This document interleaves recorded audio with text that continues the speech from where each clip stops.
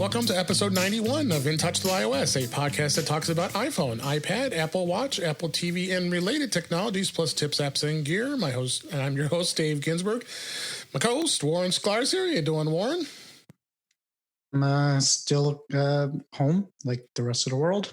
How you doing? I think we all are. Yeah. And I thought we'd do another different thing this week. Last week we did it on YouTube. This week we got it on Facebook. So I got some friends in the chat room here, and anybody wants to leave any comments and as we record the show and talk the topics that we talk about, feel free to put it in the comments section, and we'll answer them. So just let's go ahead and go over into our notes here. We have a lot to talk about. Lots of news that came out this week, as always. There's never a dull moment with news, and what we're planning on talking about today is all the updates. There was a lot of updates this week: iOS, iPadOS, and all of them. We'll kick into that, and we'll just get right into this because there's a lot to cover here. So, first story that caught my eye was this was an iPhone hacks, and iOS 13 bug stops the VPNs from encrypting entire traffic. Looks like a VPN. If not anybody knows, a VPN is a virtual private network that people use to connect. That adds an extra layer of security when you're on the internet. They discovered a bug which was actually started in iOS 13.3.1 and later, but found it to be blocking VPNs from encrypting all traffic. I don't know if you had a chance, you took a look at this article. What did you think on this, Warren? I briefly looked at a couple of them. It's a couple places been reporting on it, and the things that kind of stood out to me were two things. One, it may not be a bug; it might be an intentional thing on Apple, a feature.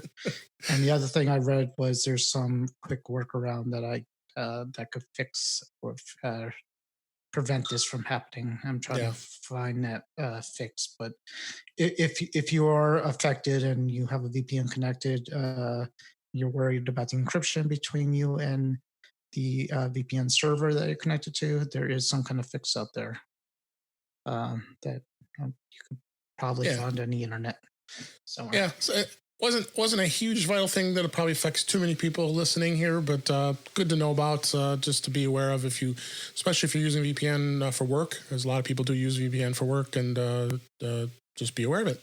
I think that's how we have to leave it there, right? T-Mobile now is accepting Apple Pay. Yay. To pay for your bill. So now I can make my 2% back on my Apple card when I pay my bill each month. Is it 2 or 3? I thought I read something that said you're getting 3% with that. Oh, you are right. Yeah. That's even better. That is better. I actually linked to TMO News, which this website focuses on nothing but T-Mobile topics, and that's even more awesome. So I'm even happier. So basically, what this means is that you're going to be able to set Apple Pay as your means of paying for your bill each month, and I automatically pay my bill each month. So because I got to get another discount for that, so then I'm not going to get 3% cash back every month on it, which is awesome. Fortunately or unfortunately, T-Mobile is dirt cheap as it is. So it is 3% of I think for the three lines I have, 3% would only be a couple bucks. Yeah, no, I have 6 people on my line, so you don't know. So we could save a little bit here, so it wouldn't be too bad. Why not? T-Mobile is definitely good at this kind of stuff, trying to make things easier and save money. So there you go. Another reason to have them. Absolutely. So next story, I found this interesting and more amusing than anything else. This guy, I've been following him on YouTube for quite a while. I don't know if you've watched him. This is the I forgot Everything Apple Pro. He's got almost 8 million followers on YouTube. Talks a lot of good information about stuff, and he is an interesting guy. And of course, he has to destroy devices anytime he can, just to try things out. So the article title is "The New iPad Pro Still Bends." So we're getting a lot of great wave of first reviews of the iPad Pro, and it works great, but yeah, it still bends. Who is going to bend their iPad like this? I think everything, I don't, there's, unless you have like an iMac or something, any portable device at this point, I think will bend if you push it hard enough. MacBooks and iPhones, and it's all going to bend. It's just how much you want to try to bend it, I guess, is what we're looking at. I like the comments though. I like this one. This is silly. A wasteful of perfectly good resources. Blah blah blah. People hate it. People hate it when people destroy like I know. $1,000 items. Yeah.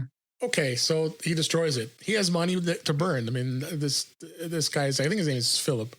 He buys iPhones. I've seen him do drop tests, dropping them from 10 feet up in the air. See, will it break?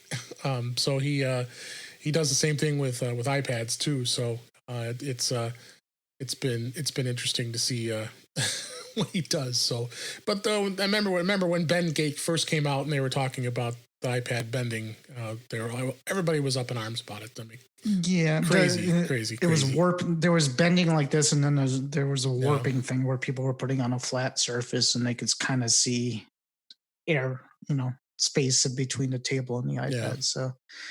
So yeah, it still bends. Just don't bend it, okay?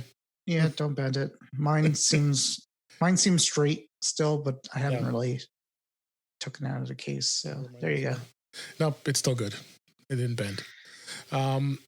They keep updating old devices. In OS X Daily, they reported that iOS 12.4.6 is updates got released for older iPhones and iPad models.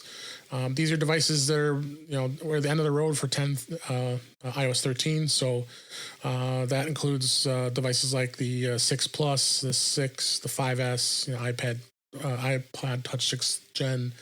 And all really it is just security updates. I didn't see anything else. Did you? I didn't even know they did the update. That's news to me, but I mean, it makes sense because they did it last time. So yeah, they're still staying on top of it, which is great. I commend them for keeping things updated, and it is very cool that people who still want to hold on to their old devices, it's still supported so far. So if you're looking to download this and update your iPad Air 1 to use the mouse and the trackpad, you'll be out of luck. So it's not going to help. Oh, that's right. If you do have the old version, no touchpad or no touchpad for you, or mouse, no touchpad for you. You're not even get iPadOS, right? You're still you're pretty much getting. No, you're getting straight 12 point iOS 12. Yeah, pretty much on the iPad. So that no places there for you. Nice. And Apple Music, they've added another feature which I thought was kind of cool. It will start to show new music notifications from your favorite artists in the library. So if you have artists that are set as favorites in Apple Music, it's going to tell you and let you know that, hey, this artist has a new music. It just came out. Check it out. They didn't have that notification before. I know are you much of Apple Music? Do you use Apple Music? Oh yeah, I love it. Yeah, me too. I use. Yeah, of course. I like this feature. This is of course awesome. I like this feature, but all my favorite artists are the chances of them releasing anything new is pretty slim. Most of them are 80 or 90 years old and probably dead. So yeah, the kind of music I'm big into, like 70s and 80s kind of music, a little bit 90s. So the odds of anything new coming out, not so good for me. Yeah. Just went into the Facebook chat room. I have to get a chuckle here. James Park says, "Can I sync my Newton to my Trio?" I had a Trio. I did have a Trio. That was a cool little device too. But I didn't have. I didn't have it either. No, I had the Trio, and was that a Palm? That might have been a Palm Trio. Trio was a Palm. Yeah. Yeah, I love that thing. I think I had a little pen too. Yeah, it had. I had the Palm Pilot. I had one of those. Oh, the Pilot. Yeah, that was great. The Palm. Yeah, all the Palm stuff was great. This next story, Apple developer app is out now. They released it, and they've already started readying it with video features. They're gearing up for their first ever digital-only Worldwide Developers Conference in June, and then they freshly updated the app. It's now called the Apple Developer App, and remember, it used to be called the WWDC app. So now it's going to be a one-stop shop for all the in-depth information developers will need. This is really going to be interesting to see how they do this, and I have a developer account. You as well, of course. Or do you? Do you have a developer account? Yeah. Okay. Yep. So and why did I even question that? It'd be interesting to see what information they really share beyond because people would pay to go to this show and pay a lot of money, and it was always a show we both wanted to go at some point in our in time here. But it's gonna be interesting to see what information they put out there besides the keynote and all the other stuff. So I downloaded the app, and so there's a video section in there, and there are a few.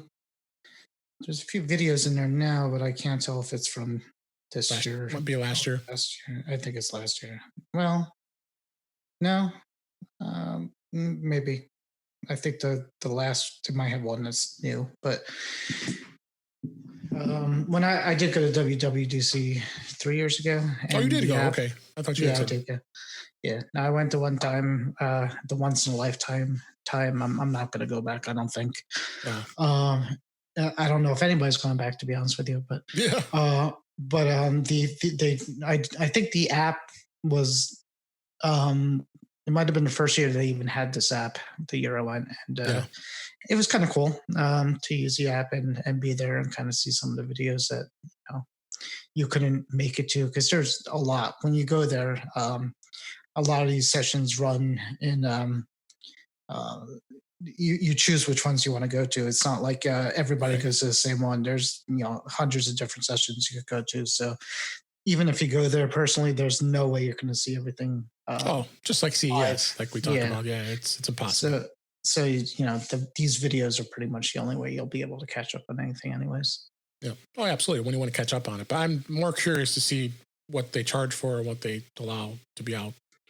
For the developers who just pay for a developer's account. Yeah.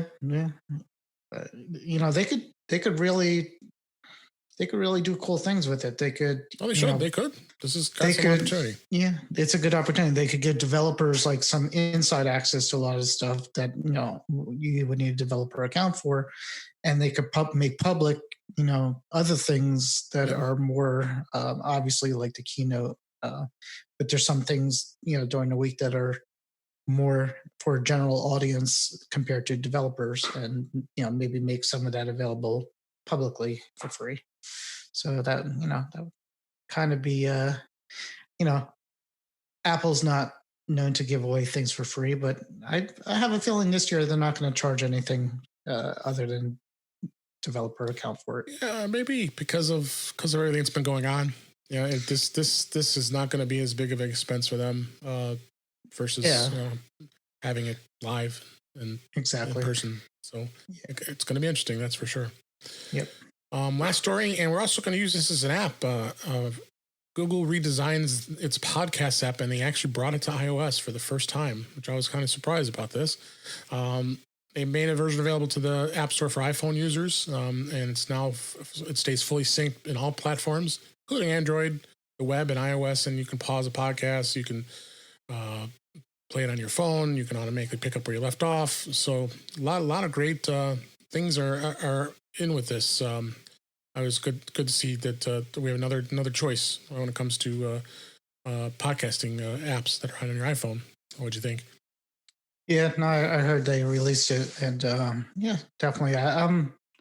I've bounced around. I've tried different podcast apps also, but I'm pretty much stuck on Apple Podcasts at this point. I'm actually, which podcasting app I've become a fan of now is Pocket Casts. I was a Downcast fan. I use that one too, but I'm a podcast catcher crazy person. I have all these Overcast, Pocket Casts, Dropcast, Downcast. I think I bought Overcast once. I bought a copy of that, and that's written by the guy who does the Accidental podcast. One of those guys there. So Mark Arment. Yeah, that's him. And I didn't find that one perfect either. The podcast app is fairly good. It's not perfect. I mean, there's sometimes I've had issues where it says it's you're not in a great area, but it said it downloaded you're not in great coverage. You downloaded it prior. It says it's downloaded, and then you try to play it, and it says the episode's not available. You got to redo things. So it has issues, but yeah, choice is good. Of course, it's going to be the Google haters that just going to say, no way, I'm not putting anything Google on my phone. That might, yeah, they say it's a podcast app, but it's really tracking your movements and good stuff like that. So there you go. Absolutely.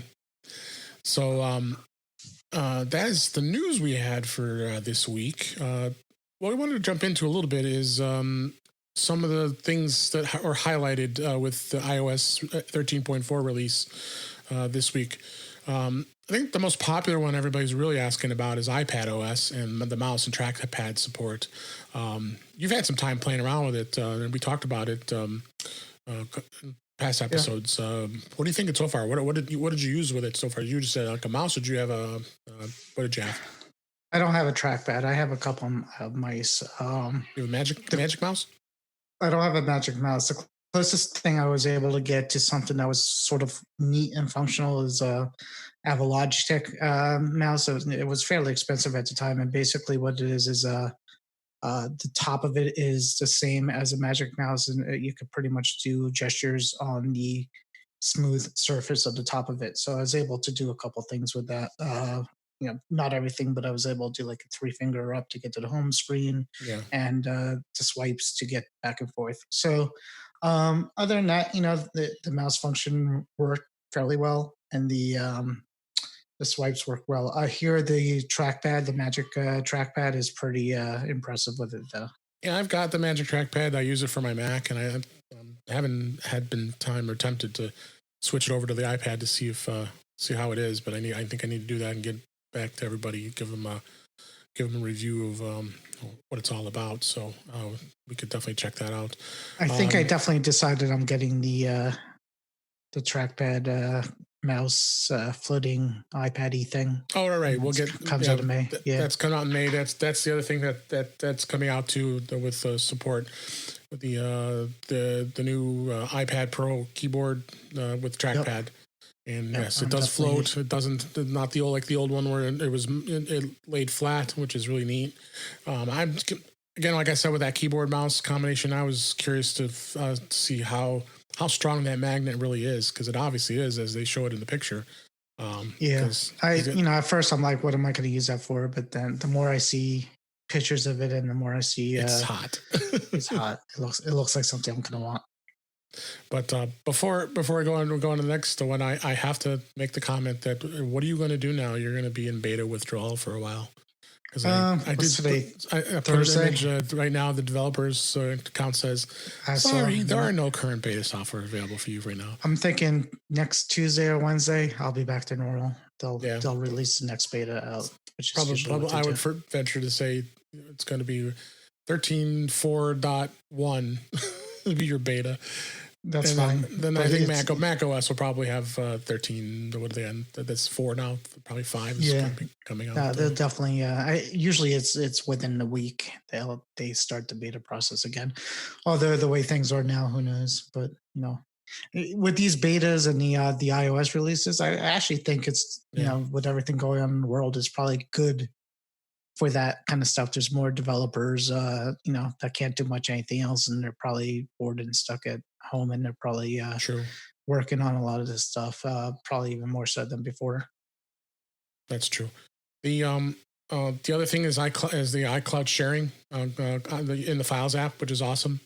iCloud Drive folder sharing is now available in the Files app. So now it's as simple as tapping the folder and saying share, and you pretty much have an instant share of the folders. Finally, that's been a feature been requested for quite a long time.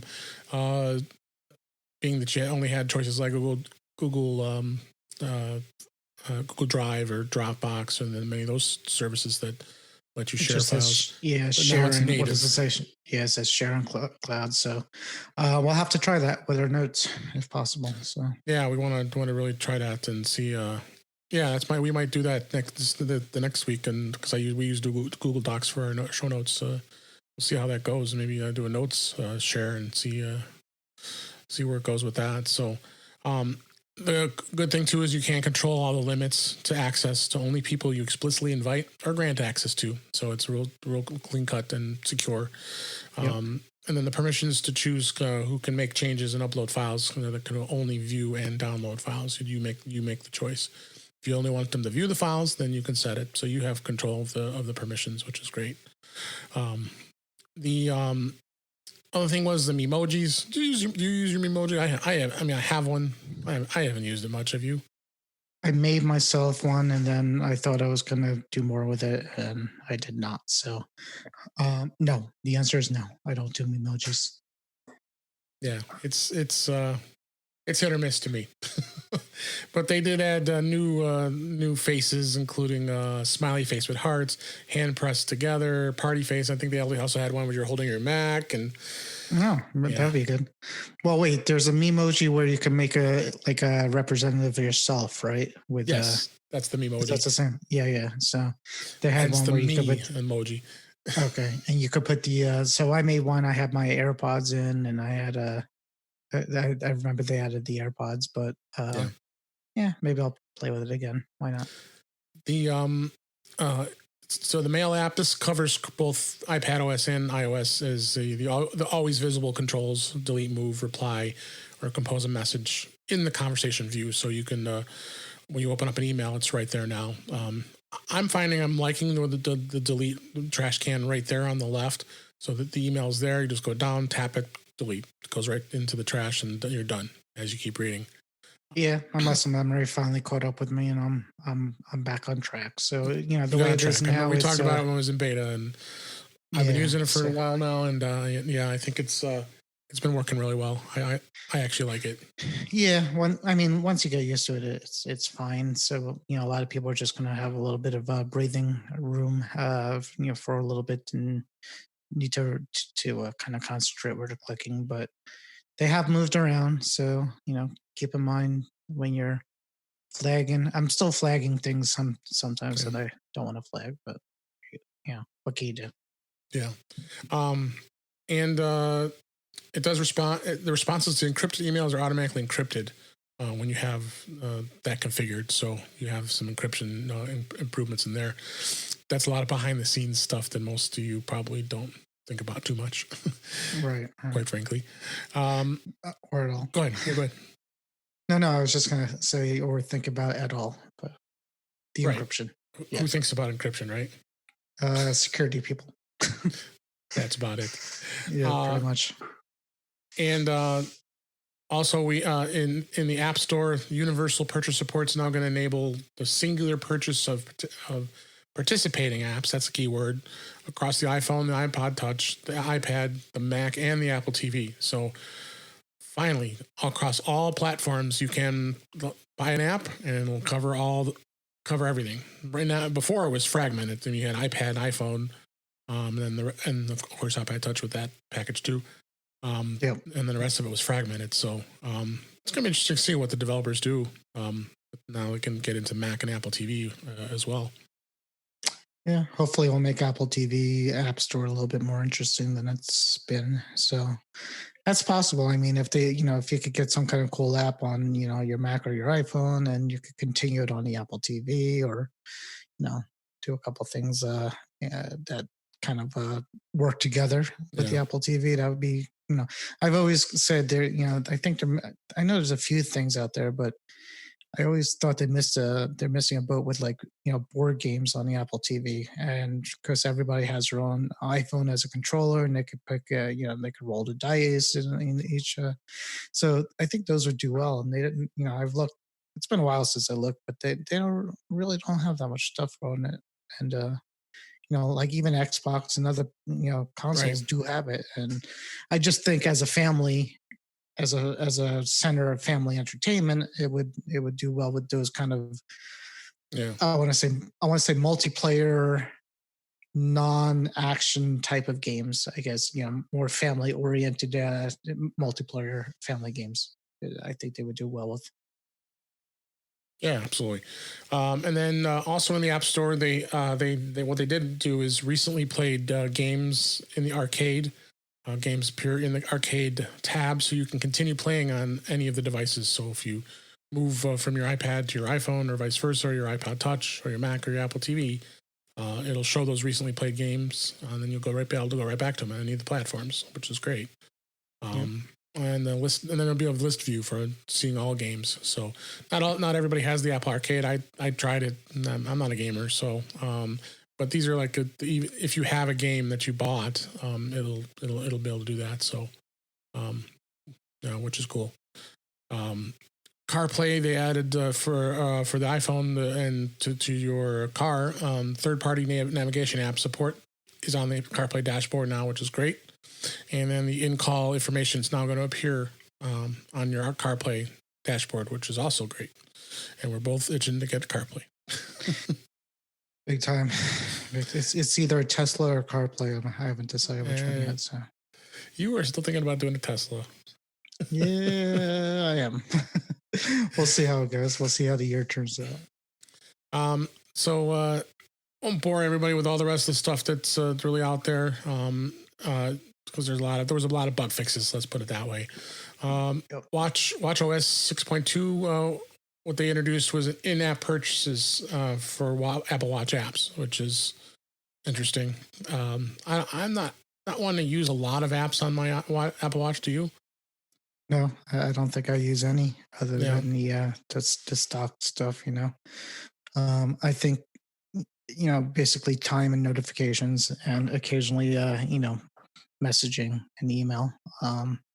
In a pinch, but mostly just notifications.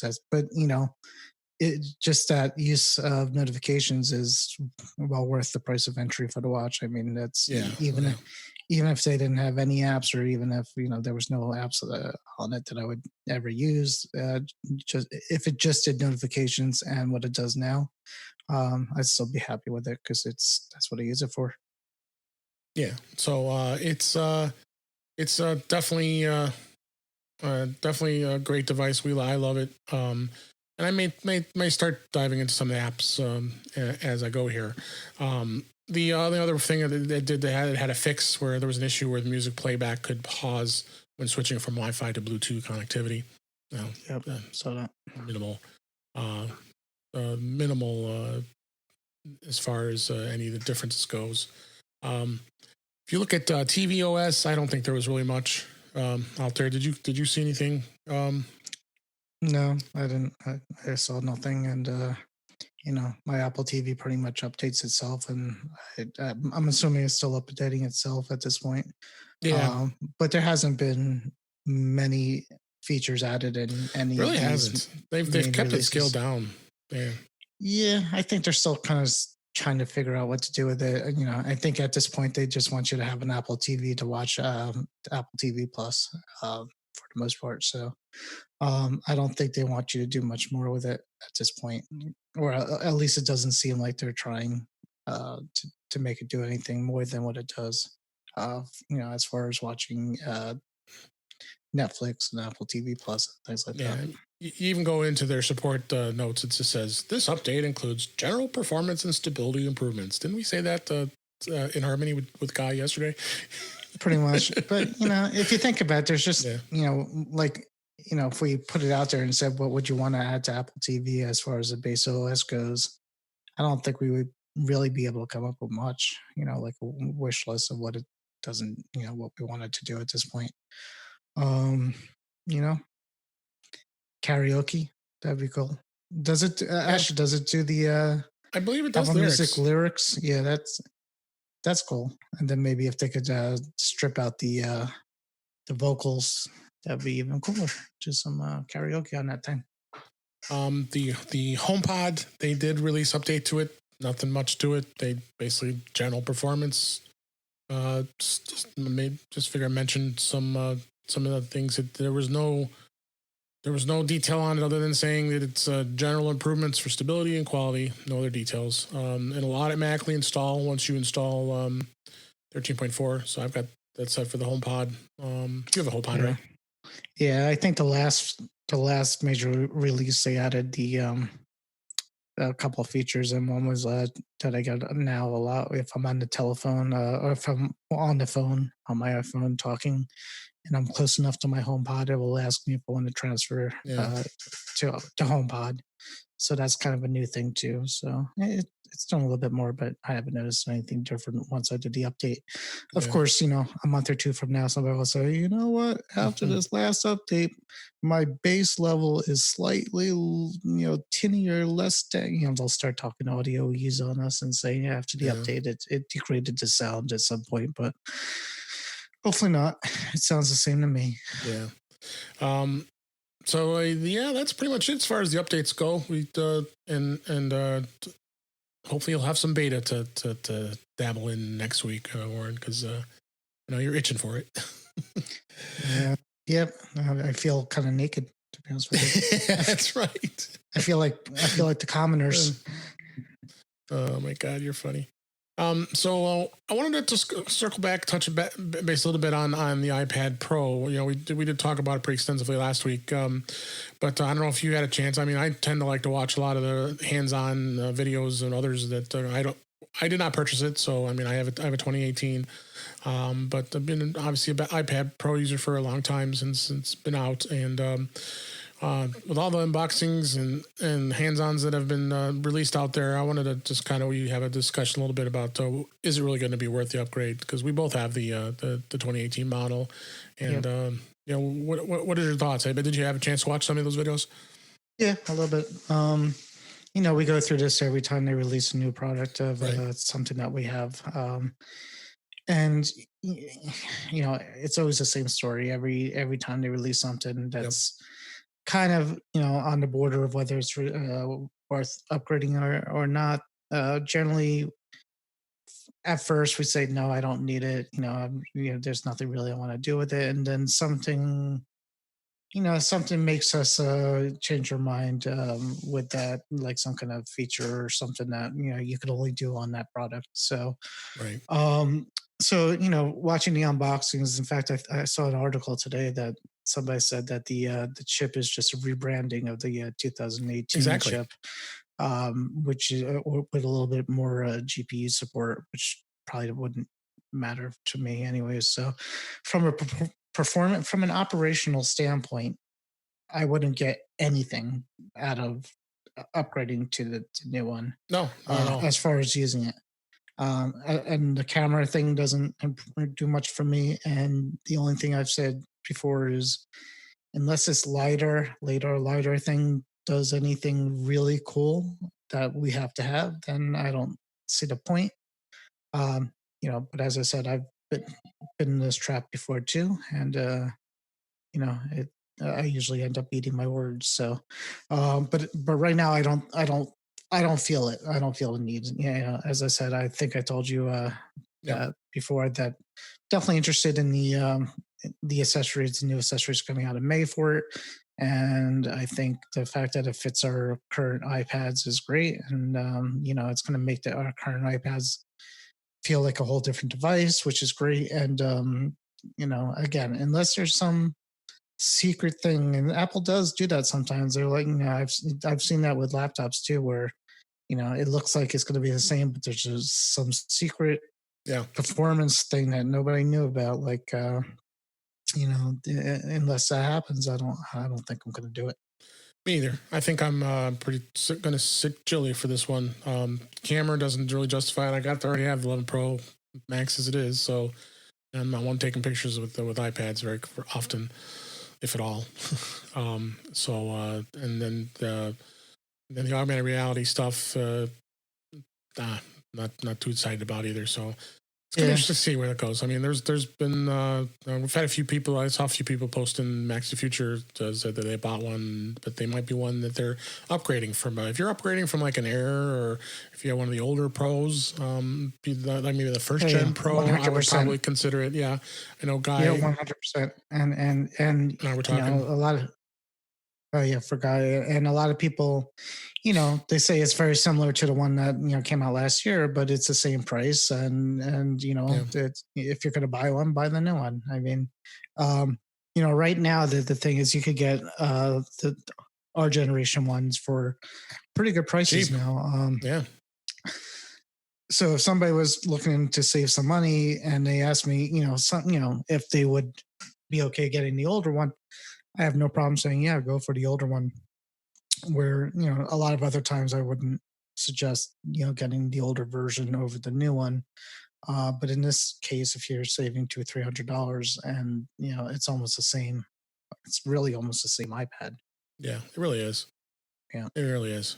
Um, so that's our take on it, and we can leave it at that. And if you have any feedback you want to ask us, we have our email address, feedback@intouchwithios.com. Happy to take any questions out there about that. So now with the COVID-19 pandemic going on, and everybody has just been very tied to hearing about that, and we try not to talk about it too much because we want to bring things more spin to the fun of technology. And unfortunately, it's our lives right now. We're all quarantined, shelter in place. But I wanted to kind of talk a little bit about some of the way that people are doing virtual meetups. So two of the most popular ones right now are Zoom, which we're using right now, actually.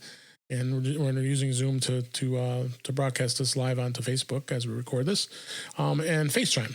And have you have done, I'm sure, both. Obviously with Zoom you have. FaceTime, have you done a lot with your family or friends with FaceTime? Yeah, for the past week or two, there's been, we did Zoom with a couple family members on my, Yeah. so my in-laws mostly have Android stuff. So FaceTime's not going to work for them. My Right. family mostly has stuff, so FaceTime worked on our side, and Yeah. most of my friends are iOS users or iPadOS users, so pretty much the FaceTime worked for that. But the Zoom worked out really well as well. I started playing with there's also another free one that's out there from Cisco, which is Yep. WebEx. WebEx. Yeah, they actually opened it up for free, which was really Yeah, interesting. so we played with that one too, which was kind of it was fine. Definitely business. That's why I really did bring that up. As it's a very business related as far as what it offers. I mean, Zoom Yeah, is too, but I think Zoom is a little less as what WebEx does. yeah. Teams, people are using Teams for Right. videos, things like that. Teams is So free I right mean, now for anybody. exactly. So a lot of these places are offering free access, mostly for the good of mankind, and the other For for what we're experiencing right for now, absolutely. yeah. But in their mind, they know that when things get better, that people are going to say, hey, we use that Zoom, to when we were stuck at home to talk to each other, and it worked out pretty good. And now we're, we need to do this again here and there, and they'll price it out. So it's definitely a good business decision, I think. Certainly, the Zoom stock went up about 150% Yeah. since we put some money into it, which is great.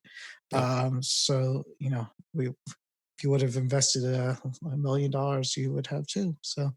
Um, so they're doing, it's doing well, and as far as which one's better, I think it's going to depend on the situation. If everybody's on iOS, FaceTime's great because it's kind of you just pick your contact and you go. Where Zoom and yet some of the others you have to manually send out a link Right. or share it. I mean, it's not as intuitive as FaceTime is, but it works just as well. Yeah, let's get in a little bit of that. I think the setup is streamlined quite a bit for Zoom. For the case of this discussion, I wanted to kind of just zero down to just Zoom and FaceTime. It does have ease of setup for business, especially for business, and you can get people up running quickly. And as we mentioned, they do have a free account. You can install the app. It does give you option up to 100 people can join at once, which is crazy. I don't know if I would have a meeting with that many people, but I've seen it. And the cool thing is they are giving this away for free, but your meetings are limited to 40 minutes. You have to Exactly. end the call and that stuff. So, Right. and you don't even have to have an account. I mean, just one person signs up and then they can just click the link. Exactly. And it brings you to the web, or you can use the app, whatever you choose. We use the app. I think the app is really streamlined, really easy to use, Yeah. and it works real well. And the same thing with FaceTime. If you compare FaceTime's first setup goes, you know, you have all your friends in your contacts list, and you want to join in. I believe 25 is the max for FaceTime, if I remember correctly. That's the number. Right. That's But pretty unlimited time. There's unlimited no time. Yeah. But let's go down to the user interface. Now, user interface on Zoom is really built really well as a meeting tool, so it's nice and clean. Doesn't give you a lot of distractions. FaceTime, you can get kind of distracted. So if I'm comparing business versus personal, it's okay. I mean, it's fine. It's fun. Because you look at other stuff like if you're using like Facebook Messenger or WhatsApp or any of those types of apps, it gives you a nice simple way to contact people, and it's not not critical that it's distraction free. Whereas in the business side of things, you want to have a nice clean interface, and Zoom definitely wins in that one. The larger gatherings, as we mentioned, up to 100 participants in every meeting with Zoom.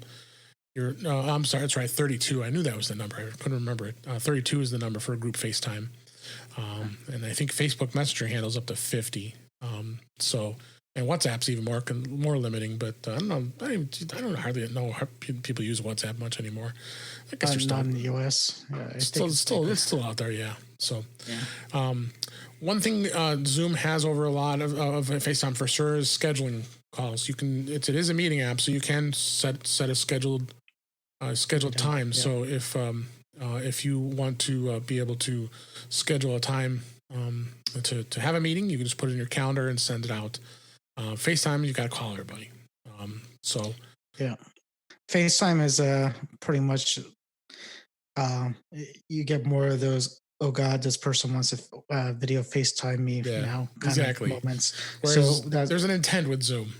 I know. Zoom is like you're planning. This is planned. We're all going to do that.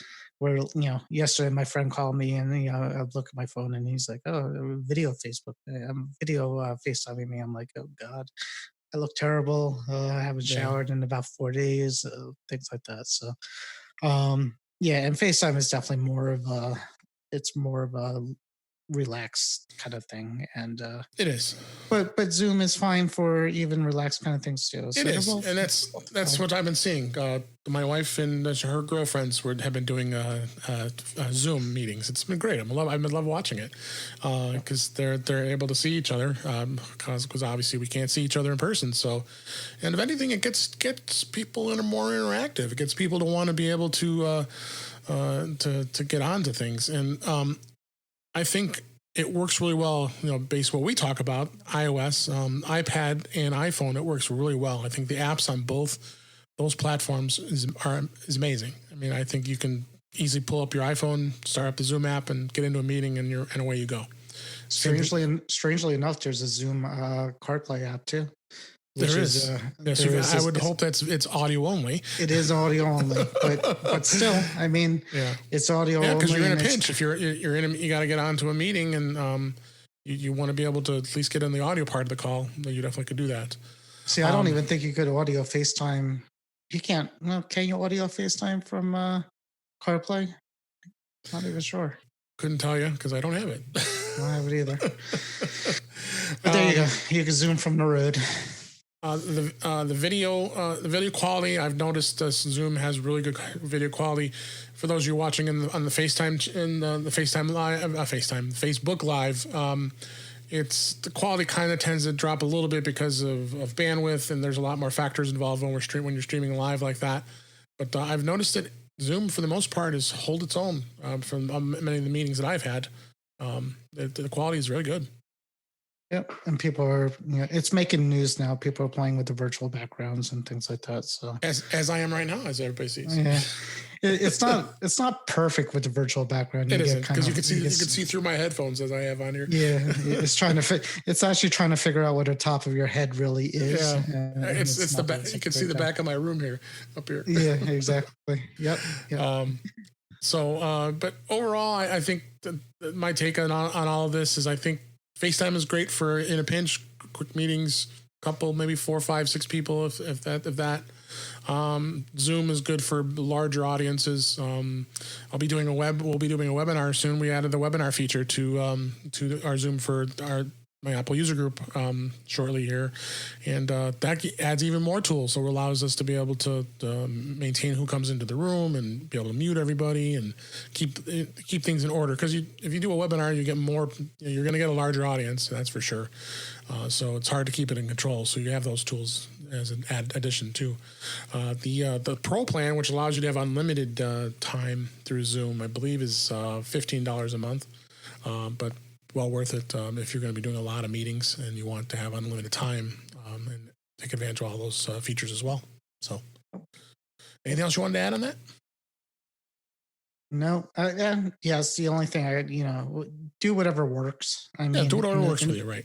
In this time, don't make it as easy as possible for people. So a lot of people are not tech savvy, so that's the other thing. Even with Zoom and the Zoom, especially, we've had to type out instructions to some people. So you may want to do a test run with you and one other person. Make some notes down, and then before you send out your meeting or schedule, send it out to everybody and make sure they they know what to do before they get there. Get comfortable with it. Use it. Using it with it. Just try it on your iPhone. Try it on your iPad. Just get comfortable using it, and there's no need. You don't even have to use your Mac. I mean, that's what's nice about it. You can sit on your couch and you can use your iPhone, or just stand up your iPad and you can have the meeting with that. And the camera, there's cameras on both, so you could do it. You could Zoom yourself, which is the other point that just came up is feedback. With Zoom meetings, if two people or FaceTime or anything, if two people are in the meeting that are in earshot of one another, you are going to get feedback. So two people in the same house will need to move to different rooms, or one person will have to mute their microphone, which you could do.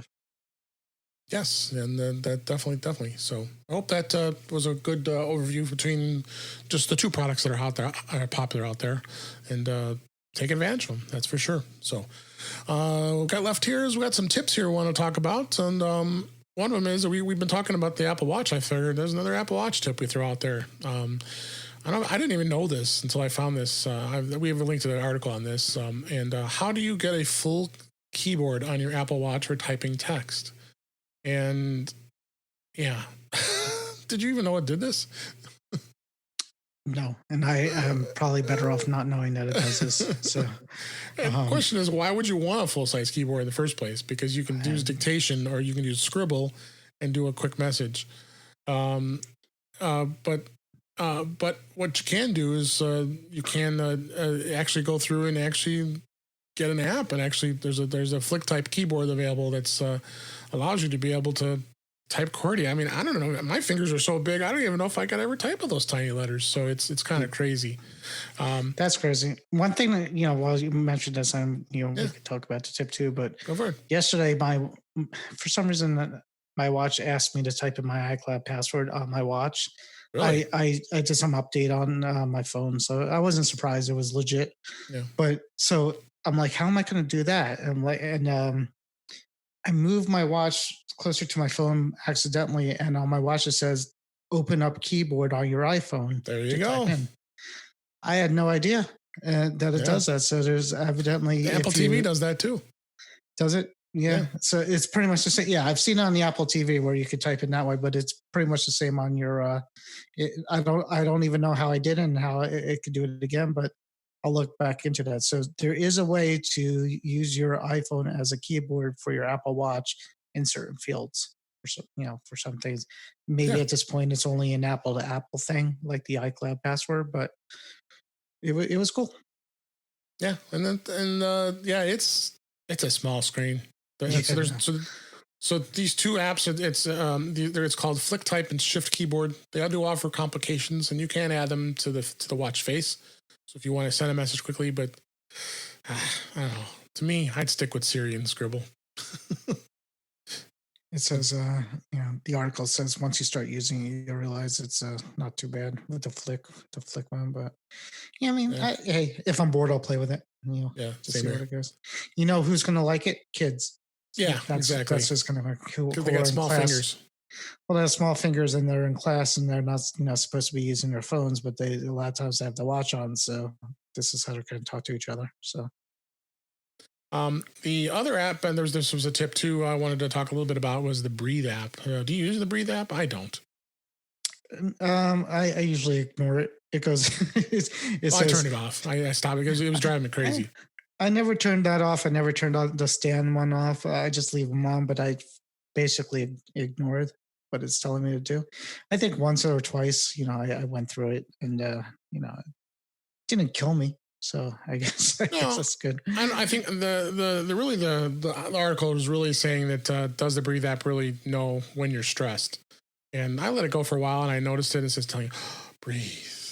But I didn't find it to be of any use to me, so that's why I turned it off. But this article does give you the tips on how to turn it off, if and information as far as whether you are going to want to use this.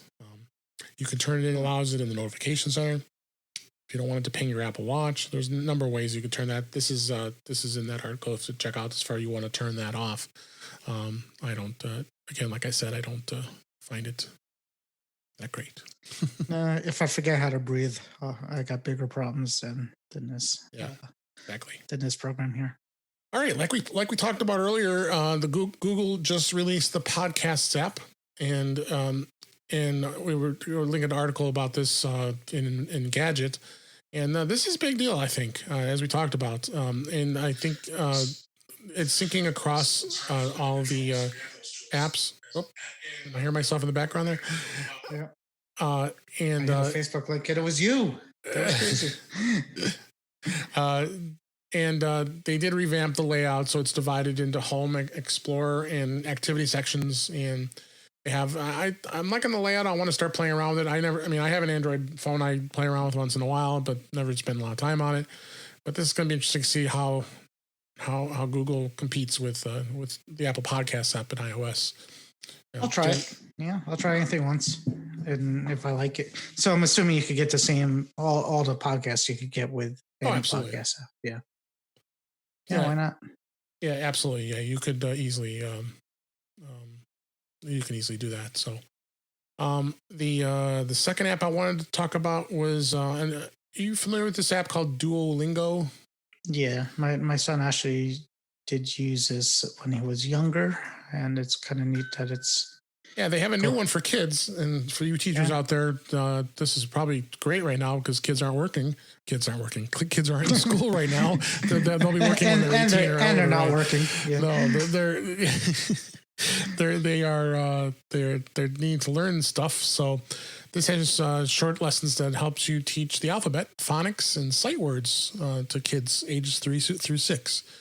And it has over 300 lessons. This is great for parents too, and to keep the kids engaged with learning, especially that age.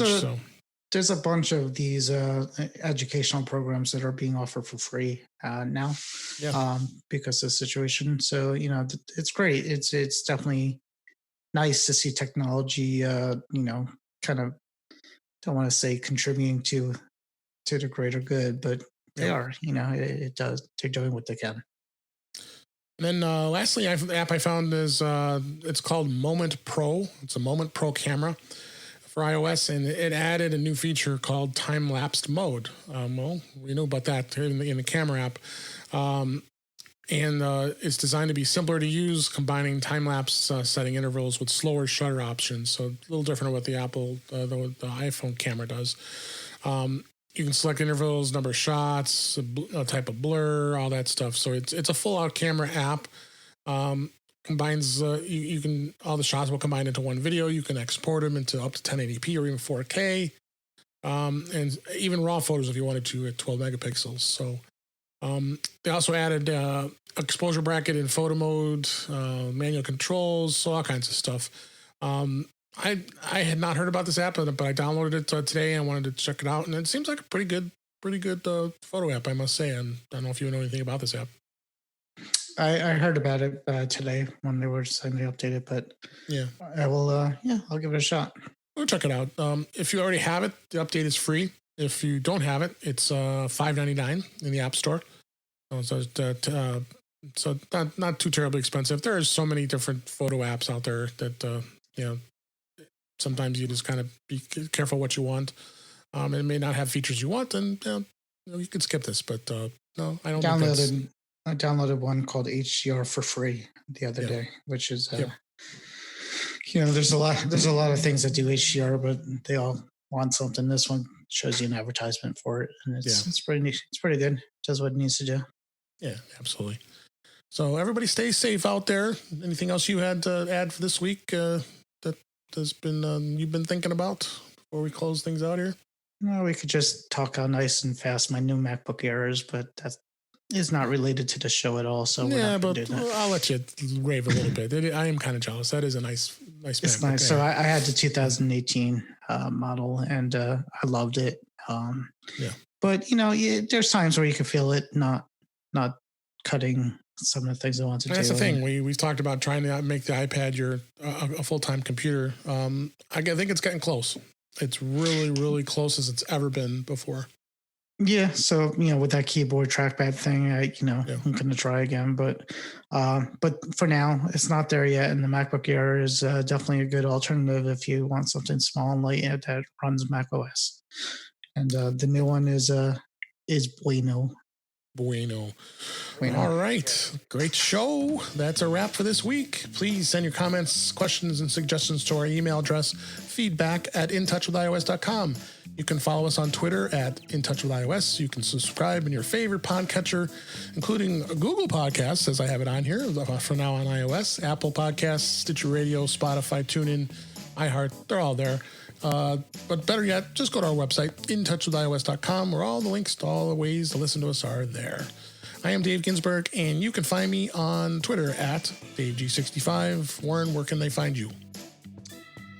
I am WSKLAR on Twitter, but I don't usually do that. I usually do Facebook, and when I say usually, I mean pretty much all the time. And we do a Mac to the Future Facebook group, which is linked in the show notes, which is really a great place to talk Apple and other tech-related things. Ask questions or just kind of hang out and talk about recent events or talk about life in general. And other than that, you could see me Wednesday night with David Ginsburg in that's me. In the Facebook Lives with doing a show with Guy Searle called in the Facebooks. The Facebook's called Back to the Future Go. And you can also find me in this podcast that you're listening to at this very moment. Yes. All right. Thanks, Warren. And thanks, everybody, for being here. I hope you enjoyed it. People that were on the Facebook Live group, really appreciate you jumping on. And a few people stayed, a few people jumped off, but that's okay. I think it was a good experiment, and appreciate everybody. Wash your hands. Make sure you wash your hands. Make sure you wash your hands. And thanks, everybody, for listening. And we'll talk again soon.